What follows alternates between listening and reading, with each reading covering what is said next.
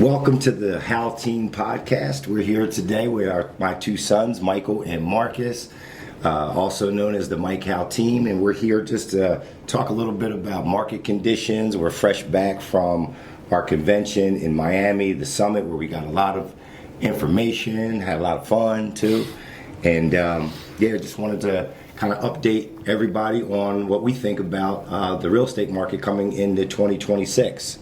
Mike, do you want to kind of start out? Yeah, so it's been a year. I mean, 2025, we saw a lot of changes. It's the first time I think we can all say that we saw a noticeable shift away from the seller's market that COVID kind of started, right? 5 years ago, 2020 is when interest rates came to 3%. The homes started appreciating because people were overpaying, and that really continued for the better part of the last 5 years. And I think we can all say as an industry, we saw things level out. Homes started sitting right before our eyes, and homes that were in good condition, priced well, simply because things were changing. So it started more so in 2024, right? Like you started to see it come down a little bit in 2024, and 2025 is what they started to say was more, the market's getting a little tight. Yeah, I think it became different because we had interest rates go up into the sevens in that 23, 24 time, and we thought, I think as an industry that would kind of put a slowdown on things, but I think we did see, I mean, the better part of 2024, homes were still moving very quickly, and a lot of us were still in multiple offer situations, but that was probably the genesis. And then I would say kind of like right after the spring market of 2025, things really started changing, noticeably during that summer kind of slowdown, and things will keep going, into 2026. So I think it's a great time to, talk about what we learned here. Absolutely. What's some of your takeaways?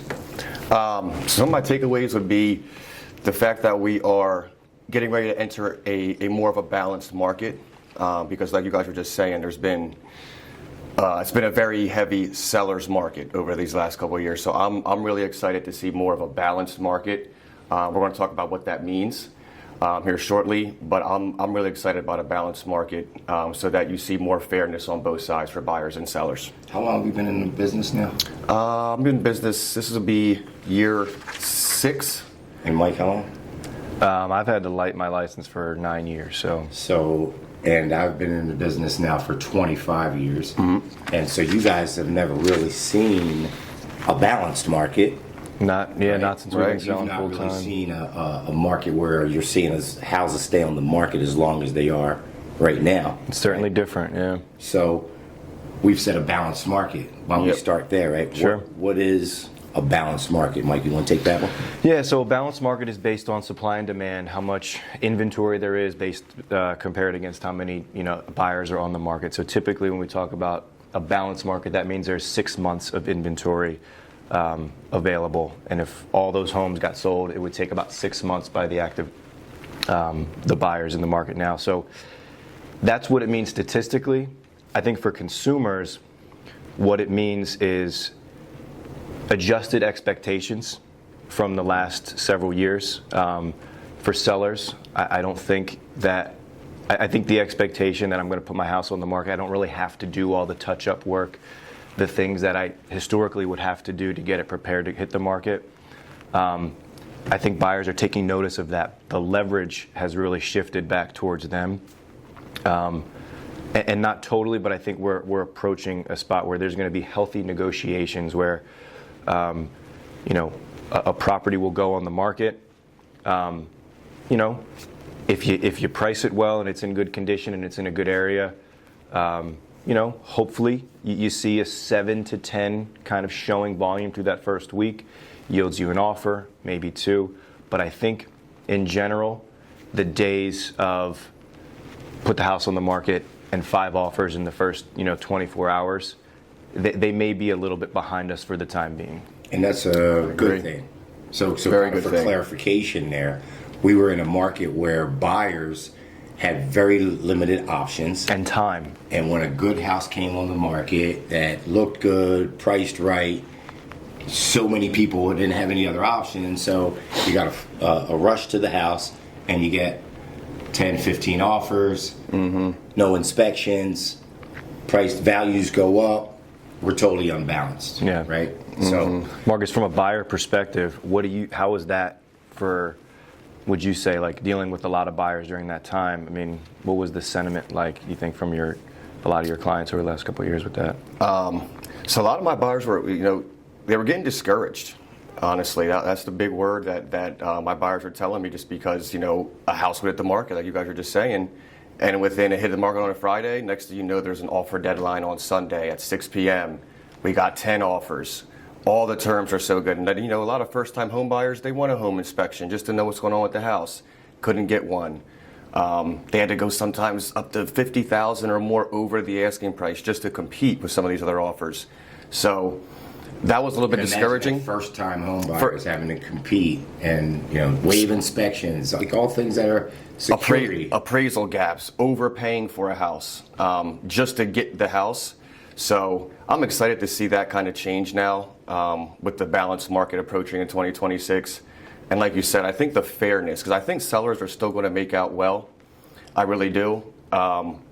But I think buyers are just going to have a little bit more leverage to feel comfortable in the negotiation process when they're finding a house. So here's another question before we move on. What should buyers and sellers should be doing right now to prepare for 2026? I'll take it. So sellers, I would say it's very important to pay attention to the little things. If you're planning on listing your house next year, I would say to start now of your decluttering. It's a great time to start. You're getting your holiday decorations out, you're moving things around in your attic, your basement, whatever. Just start decluttering as you do that. And if you see some walls that need touch up, some paint, just simple things like that will go a really long way. So just kind of getting your notebook ready of what you need to do to prepare yourself, like decluttering, paint, maybe some shrub and lawn care. But those are the things I think sellers should really be paying attention to. I love that. You're going to be decorating anyway. A lot of people are decorating. When you're decorating, think about it before you put stuff back. If you're thinking about selling, start getting that stuff put up now, so you don't have as much to do, right? And you got stuff you're hanging on the wall, your little touch up here and there. Kind of killing two birds with one stone. Yeah. How about for buyers? Well, did you want to say anything about that? No, I would just kind of expound on that a little bit. And just remember, when the leverage is not in your hand as much as it was from the seller side, buyers will be less inclined to look over those little issues that they did over the last several years. So your point, I think, is spot on. When buyers enter a home, they will be more apt to notice imperfections. Exactly. So, but from a buyer standpoint, everything starts with proper preparation. I think one of the best things that people can do is start to at least get to educate themselves with different markets and the values and things they're going to be paying for. I was just getting ready to say that before you went into buyers. It's important, right, that you educate your client, whether it be a buyer or a seller, so they understand what the market is. So many people are in people's ear right now. You're watching things on TV, the news, social media. Well, you guys are in it. You guys are two of the top agents in the office. You do at least, between you guys, 40, 50 transactions a year. So you know what it takes to help sellers. You know what it takes to help buyers. So we do want to make sure that we're always educating our clients to put them in the best position so that they can, feel good and know that they are, if they're selling their home, that they have good representation. If they're buying a home, they've got somebody that they can trust, that they value, right? Well, we talk about representation, right? So from that perspective, don't decline the consult. From a buyer's perspective, take the time up front to meet with your representative who is providing that agency relationship to you. As opposed to, let's just go out and show me this house. And meet at the house, because having that knowledge and education up front and your expectations will not only be more received, but they will be better met. I think in your process, you will look back and be happy that you did, because there's so much confusion from a buyer, whether you're first time, second time. Things change so rapidly in this industry that it really doesn't matter how experienced. If you're on the outside looking in, you really want to be able to feel supported and represented of your interests, right? We're we're not in this business to help to buy and sell, right? We're here to help people buy and sell and represent your interests. So if we, as your agent representative, really understand your interests and what your goal is, What you're trying we to will be accomplish. that much better, to servicing you, get yeah. you to the finish line in a way that is not as turbulent. So, Absolutely. So what I'm hearing there is that whether you're buying your first house or your fifth house, you should still consider having a consultation. Don't think, hey, I already know, I've done this a lot of times, because what we know is that the more we know about what you're trying to do, why you're trying to do it, the better we can help you, the better we can service you, and make this a much more smoother transaction for you. Absolutely. Did you want to add anything, Marcus? On that? I kind of just want to go back to the buyer preparation entering, because I don't know if we touched on that too much, but I'm actually going to be a buyer myself in 2026. So one thing my wife and I talked about was being more disciplined this holiday season. If you're looking to buy a house next year, especially your first-time home buyer, don't go crazy on your Christmas gifts.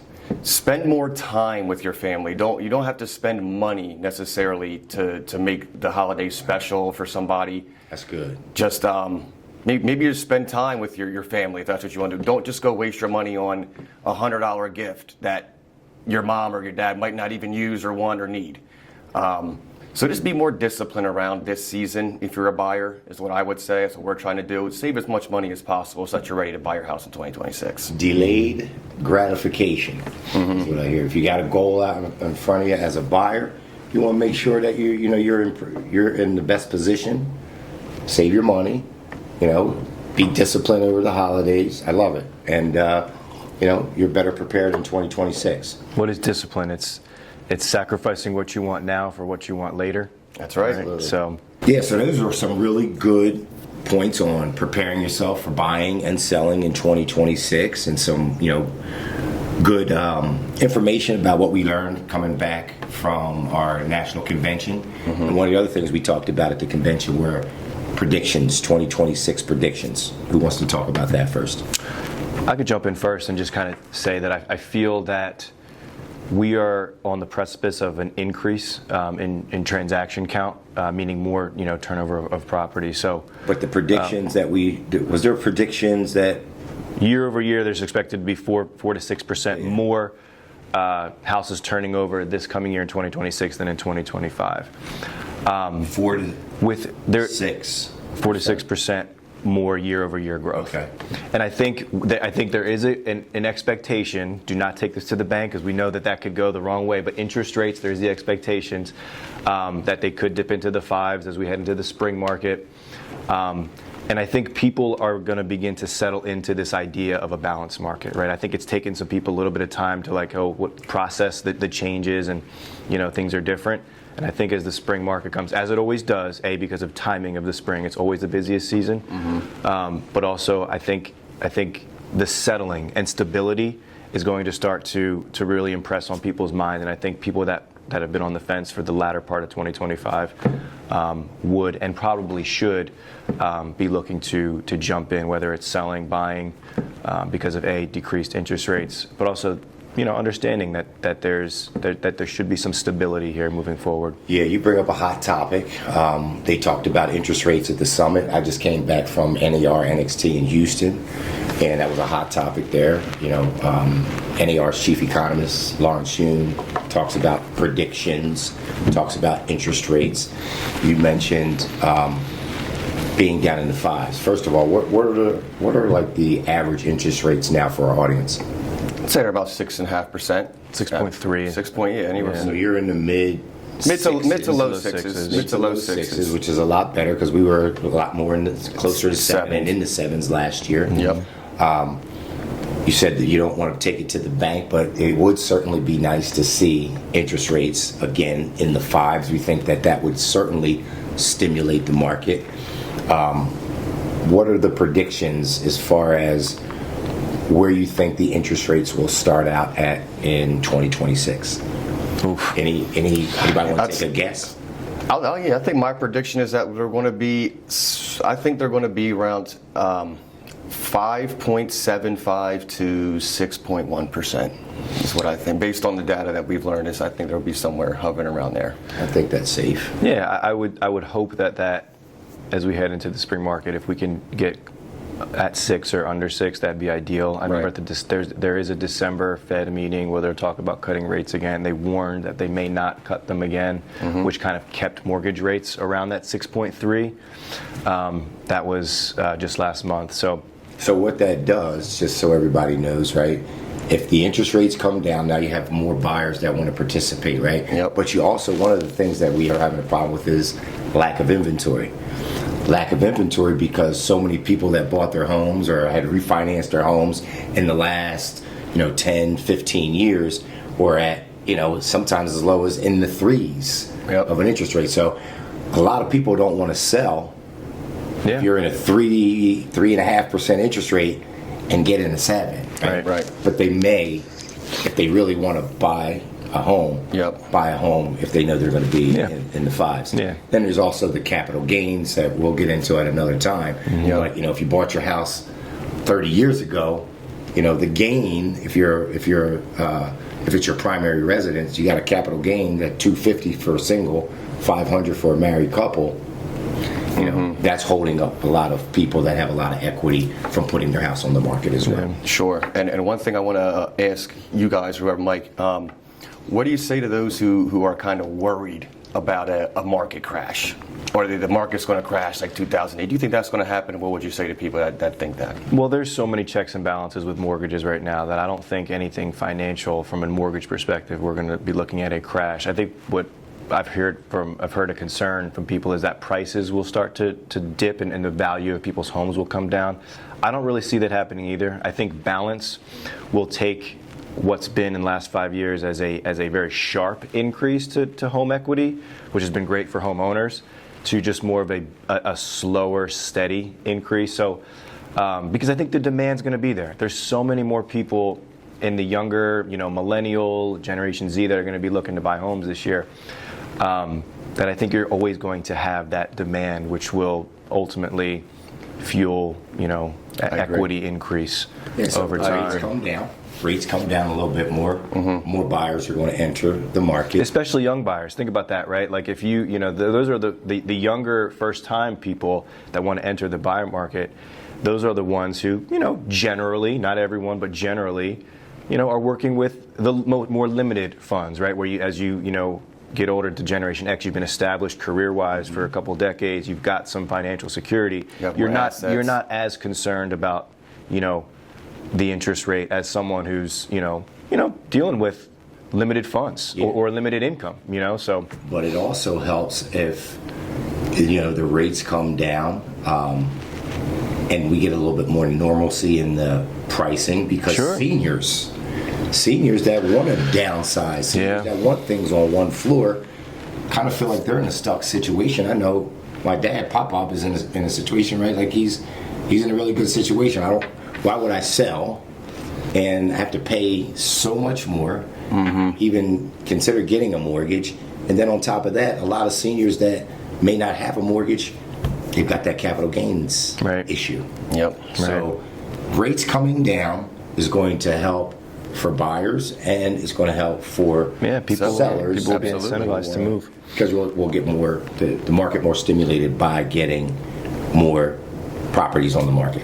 Yeah. I think we head into 2026 with big and bold expectations for a different market. I think it's going to challenge us as professionals to stay very aware of shifts and obviously keep honing our skills, right? We learned that this is going to be a professionals market. You're not just signing an agreement and, not dealing with home inspection negotiations or appraisal, things. It's, those are issues and things that we're going to have to now show our value in over the course of a contract to close. So I look forward with a lot of optimism for what's to come. I love how you just talked about professionalism. It's so timely because, again, coming back from the NAR conference and yesterday having my last board meeting as the chairman of Tri-County, one of our core values, right, is professionalism. It's a lot more challenging in these markets to help people buy and sell homes, right?